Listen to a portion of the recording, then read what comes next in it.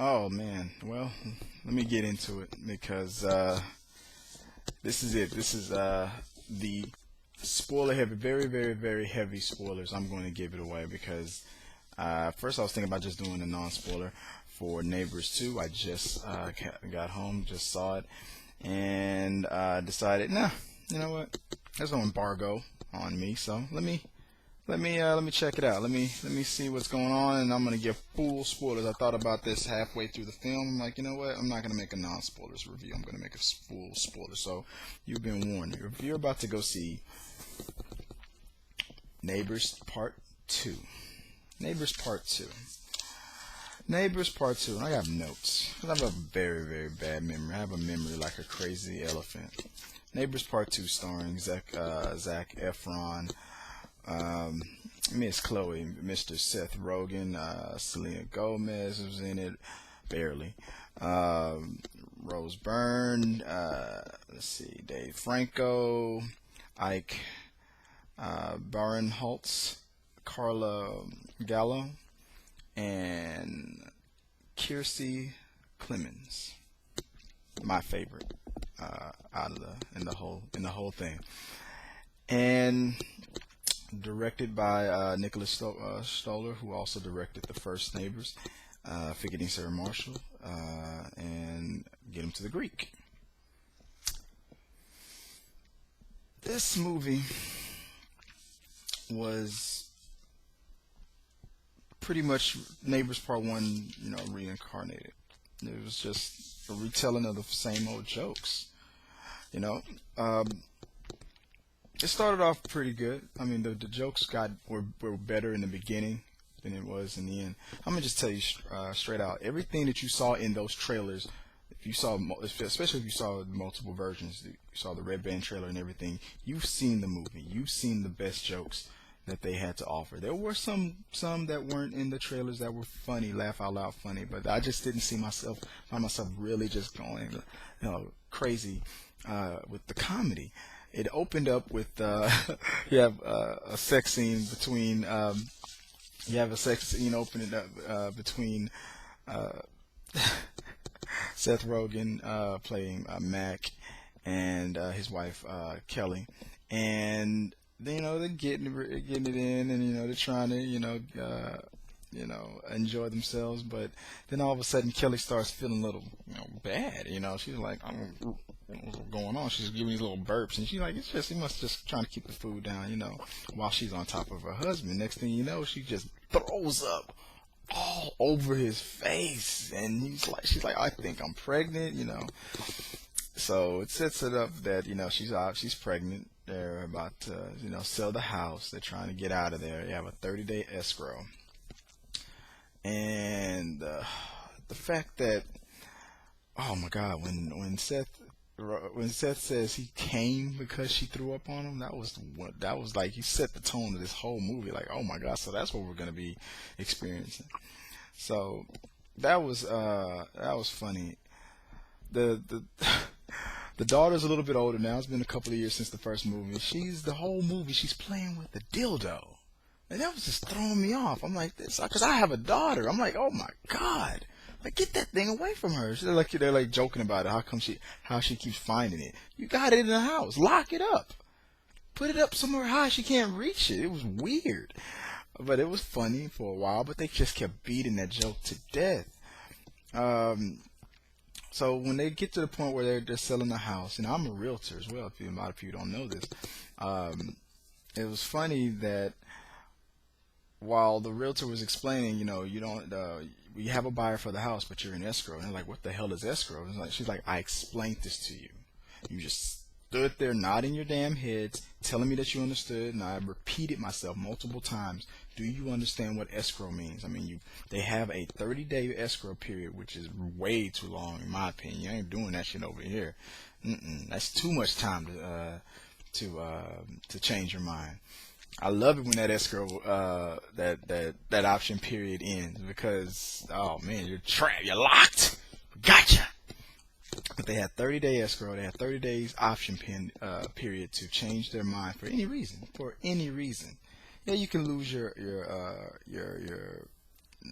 earn this money or escrow. But still, I mean, you have there's an option fee where you know, okay, if I lose, if I back out for any reason, I lose this amount of money instead of having, but I don't have to buy the house because, which is good for this movie. It made sense because you have a sorority next door about to move in. And getting into the whole thing about Chloe, which who plays Morgan, and her starting up this new sorority.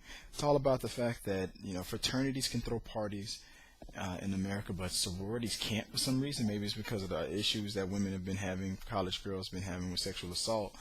But I gotta look that up. It's still technically not fair. I mean, you still have fraternity parties, and who the hell do you think they invite to these parties? The girls. So you don't allow the girls to party at all? You think that's gonna solve the problem? You're still allowing 50% of the problem to exist.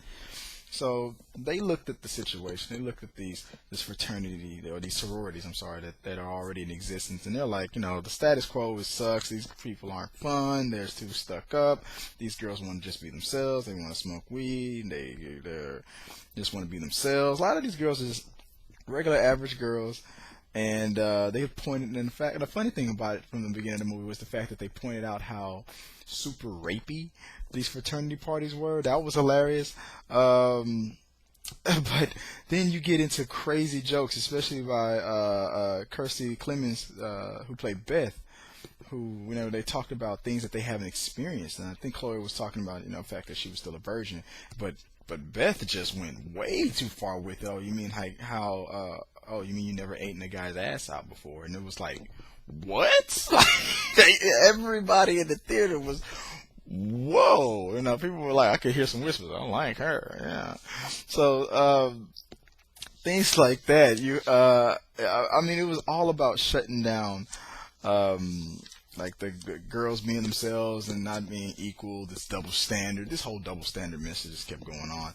Franco's character, was fully gay. In this one, he has a boyfriend. They're getting married, and he's roommating with Zac Efron. And it's like, okay, so now that we're getting married, we're gonna want to live together, probably have a baby one day. We got our lives together. Everybody from the first movie made a cameo. And not everybody, but the major players came back and pretty much have their lives together, except for Zac Efron's character. He was pretty much still doing the same, had the same stupid mentality that he had in the first movie, but everybody else was pretty much moving on.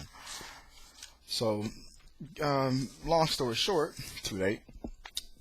He decides that he bumps into the girls who are looking to start their own fraternity for the average girls that they hang out with instead of these stuck-up sororities.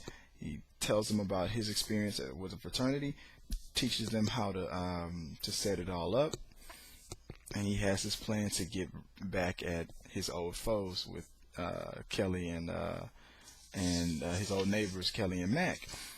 But when it backfires against them, the girls pretty much turn on Zac. He decides to switch sides, which I thought was a weird part of the movie, because at first I thought it would have been funnier if he would have been on his old neighbor's side from the beginning, but he decides to help the sorority set up, be a part of them, which was weird.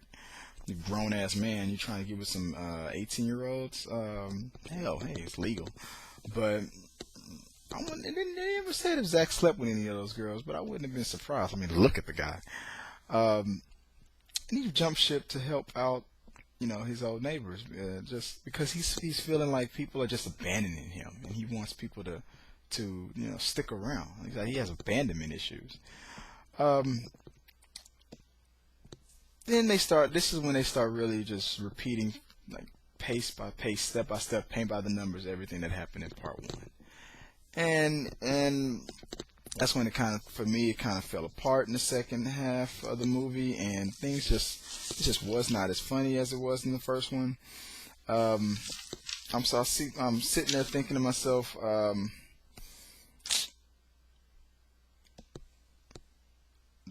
looking at my notes here. I'm trying to give myself like the airbag joke was brought back, but you saw that in the trailer. Things like that. It just really just started to fall apart. And then the resolution at the end, when the girls realized what was important, because in the end of the movie they decide to to to keep the house and to raise the money that they need to raise, they needed to sell out and do the kind of parties that they were trying to get away from, like the sororities that they were trying to get away from. And then, it just kind of broke the girls up. They didn't like what they were doing. The friendships were tearing apart. And then you have Seth Rogen and his wife feeling sorry for them in the end and helps them out at the risk of losing their house. Like, no. Like, this the whole resolution just fell apart at the end. It just wasn't.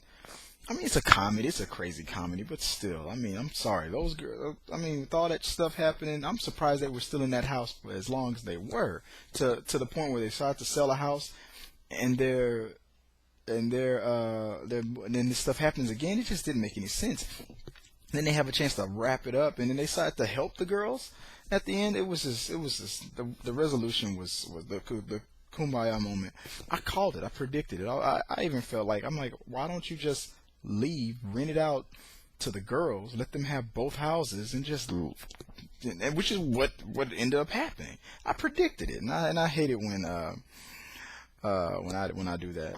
Actually, one of my predictions for the end of the movie was, I was thinking that when they got into their new house, that they were gonna that the people selling were gonna trick them and like, hell, well, you know what? Yeah, now you're living by. If there is gonna be a part 3, which I don't think there will be, I don't think this movie will be strong enough to justify a third.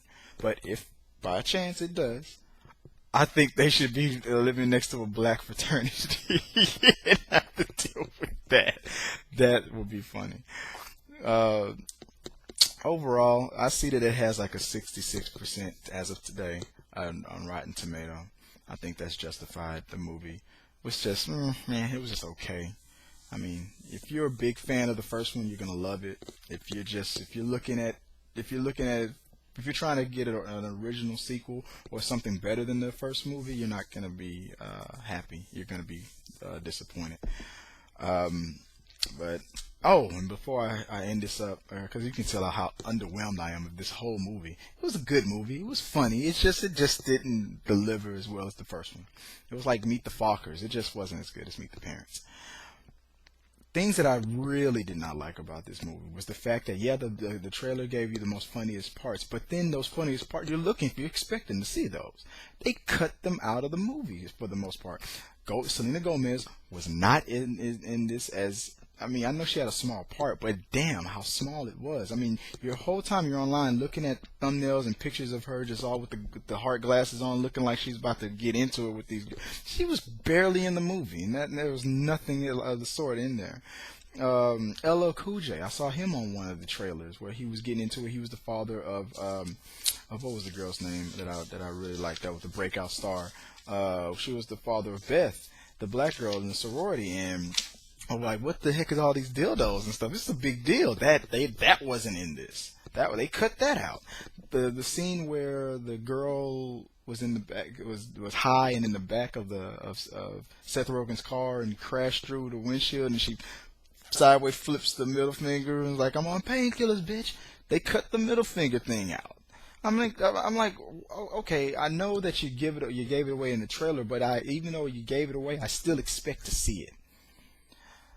But maybe they were saving time because this movie was exactly an hour and 30 minutes long without the end credits. And maybe there was an end credit scene with a little more Selena Gomez. But by the time the movie ended, I was already out the door. I didn't even want to wait to find out. I don't think there is, but maybe not. But yeah, my overall, if I was out of 10, maybe a 4, for a comedy. Yeah, it was okay. It wasn't great. So if you do go to see it, I hope you enjoy it. I just didn't. Don't take my word for it. Go check it out. And I still predict that Captain America will be the #1 movie this week. But I'm nervous about Angry Birds. I forgot Angry Birds is coming out this week, so it's going to be close. But I think Captain America can pull it off. And then it'll be the coming of the apocalypse that takes them off the top. But who knows? Neighbors 2 will probably be the #3 movie behind Angry Birds. Well, we'll see. That's my review of it. I hope you guys enjoyed it. Go let me know what you guys think if you've already seen it. Are you still looking forward to this movie? If you are, Let me know what you think. I hope that you're not mad that I gave away spoilers because I warned you. And so you have nobody to blame but yourself. Go check out the eye candy. Go check out the jailbait. Let me know what you guys think about it after you see it. As always, guys, let's keep talking. Peace.